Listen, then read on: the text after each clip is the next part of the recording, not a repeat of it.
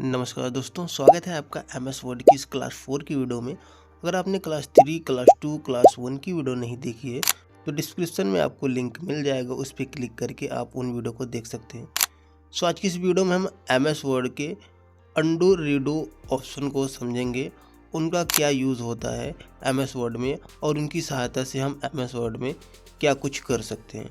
चलते हैं डेस्कटॉप की स्क्रीन पे और सीखते हैं अंडू और रीडू के ऑप्शन को। अभी हम एमएस वर्ड को ओपन कर चुके हैं और यहाँ पे मैं आपको बता दूँ, अंडू का काम होता है एक स्टेप पीछे होना यानी रिवर्स होना, और रीडू का काम होता है पुनः फिर उसी स्टेप पे आना।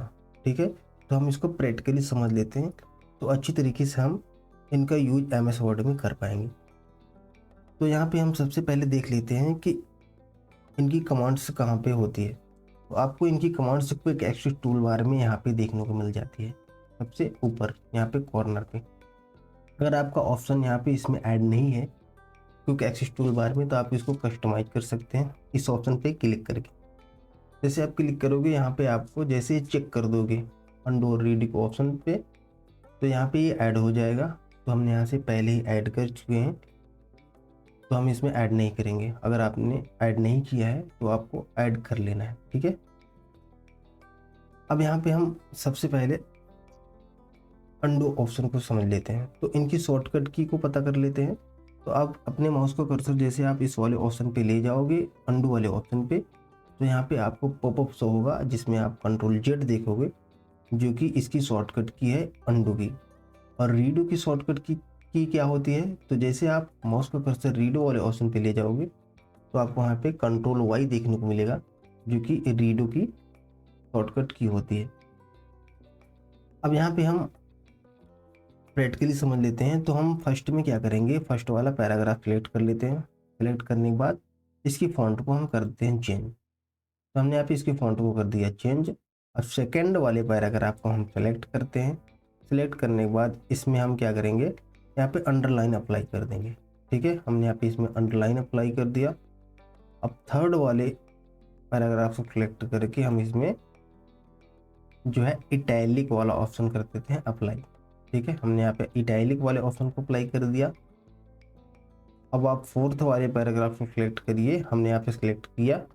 अब मैं इसको कर देता हूँ स्ट्राइक थ्रू।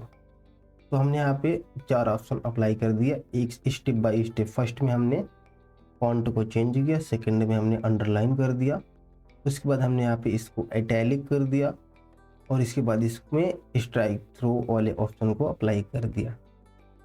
अब आप जैसे ही इस वाले ऑप्शन पे यहाँ पे कॉर्नर पे अंडू वाले ऑप्शन पे जैसे करोगे क्लिक, आप यहाँ से जाकर के क्लिक कर सकते हो और अपने कीबोर्ड से कंट्रोल जेड भी कर सकते हो।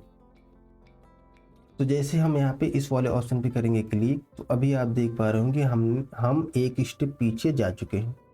तो अभी हमने सबसे लास्ट में स्ट्राइक थ्रू वाले ऑप्शन का यूज किया था, तो ये अभी यहाँ से हट चुका है। जैसे आप एक बारी और अंडू करोगे, जैसे हम यहाँ पे कीबोर्ड से कंट्रोल जेड कर देते हैं, चाहे आप कंट्रोल जेड करिए चाहे आप इस वाले ऑप्शन पे जाकर के क्लिक करिए, काम वही होगा। तो जैसे हम कंट्रोल जेड करते हैं फिर से अंडू कर दिए, तो अभी आप देख पा रहे होंगे हमने यहाँ पे जो है इटैलिक वाले ऑप्शन को अप्लाई किया था इस वाले पैराग्राफ में, जो कि यहाँ पे इटैलिक वाला ऑप्शन हट चुका है। ठीक है, तो एक स्टेप यहाँ पे पीछे होता है अंडू का काम। जैसे ही आप जितनी बार अंडू करोगे उतनी स्टेप आप पीछे जाओगे। ठीक है, जैसे फिर से हम यहाँ पे क्लिक करेंगे कंट्रोल जेड, तो अभी आप देख पा रहे होंगे कि हमने जो अंडरलाइन का यूज किया था वो भी यहाँ से हट चुका है। तो ये काम होता है अंडू का। जितने स्टेप आप पीछे जाना चाहते हो उतनी बार आप कंट्रोल जेड करोगे, अंडू का ऑप्शन का उपयोग करोगे। ठीक है, एक बारी हम फिर से अंडू कर देते। अभी आप देख पा रहे होंगे कि ये जो हमने यहाँ पे फॉन्ट को चेंज किया था, फॉन्ट स्टाइल को, ये भी यहाँ से हट चुका है। तो ये काम होता है अंडू का। अब हम क्या चाहते हैं कि पुनः फिर से सारे कमांड्स अप्लाई हो जाए, तो आप इसको रीडो की मदद से कर सकते हो। जैसे आप रीडो करोगे, इस वाले ऑप्शन पे जाकर के क्लिक करोगे, तो आप देखोगे फिर से यहाँ पे फॉन्ट उसी तरीके से हो चुका है जिस तरीके से हमने यहाँ पे अप्लाई किया था। ठीक है, उसके बाद जब फिर एक बारी आप क्लिक करोगे, कंट्रोल वाई करोगे, ठीक है, ये होता है रीडो, कंट्रोल जेड से होता है अंडू। तो जैसे हम कंट्रोल वाई फिर से कर लेते हैं तो अभी आप देख पा रहे होंगे कि फिर से यहाँ पे अंडरलाइन अप्लाई हो चुका है। फिर से जैसे हम यहाँ पे कंट्रोल वाई कर देते हैं तो यहाँ पे इटैलिक भी यहाँ पे अप्लाई हो चुका है। एक बारी फिर हम कंट्रोल वाई कर देते हैं तो यहाँ पे स्ट्राइक थ्रो वाला भी ऑप्शन यहाँ पे अप्लाई हो जा रहा है। अंडू का काम होता है एक स्टेप पीछे होना, रिवर्स होना, और रीडो का काम होता है पुनः फिर से उसी स्टेप पे आना। तो मैं आशा करता हूँ कि आप अच्छी तरीके से समझ चुके होंगे अंडू और रीडो को ऑप्शन को। तो आज के लिए बस इतना ही, मिलते हैं नेक्स्ट वीडियो में, तब तक के लिए जय हिंद।